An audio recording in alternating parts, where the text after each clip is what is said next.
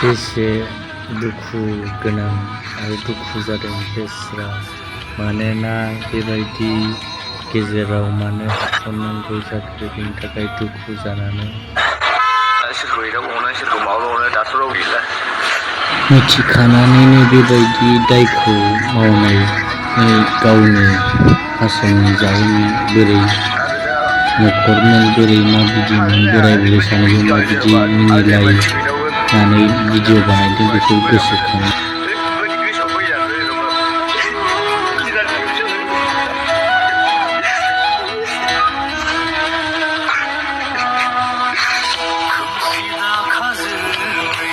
जायबाबो बेबायदिखौ एसेबाबो गोसोआव फैयो आरो फैखायो लोगोफोर आरो आंबो बिराद दुखु जागोन दाबायदियाव बेबायदि जायोबा लोगोफोर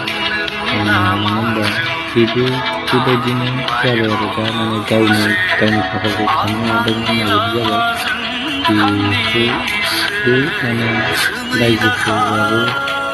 आरो लोगोफ्राबो जेबो दुखु मोना जादों मानो होनबा गावनि खाफालनि सायावसो जाबाय माने गावनो खालामना लानाय बायदि जाबाय आरो लोगोफोर।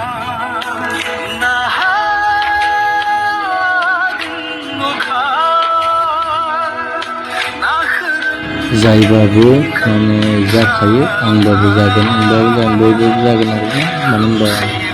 गोरोन्थिया जायो जानाया खिन्थु जानायनि गेजेरजों सुद्रायनांगौमोन मानो होनबा गावनि सुद्रायनो रोङियाव जाबाय आरोना एन्टारटेनमेन्टनि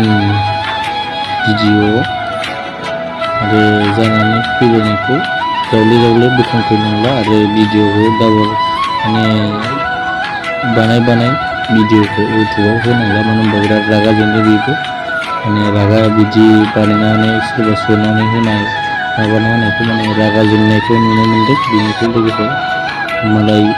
बियो दुखुआव जादों बा माबायाव जादों मानि थाखाय टेनसनाव दं मानि थाखाय मा भिडिअखौ बानाय होनांला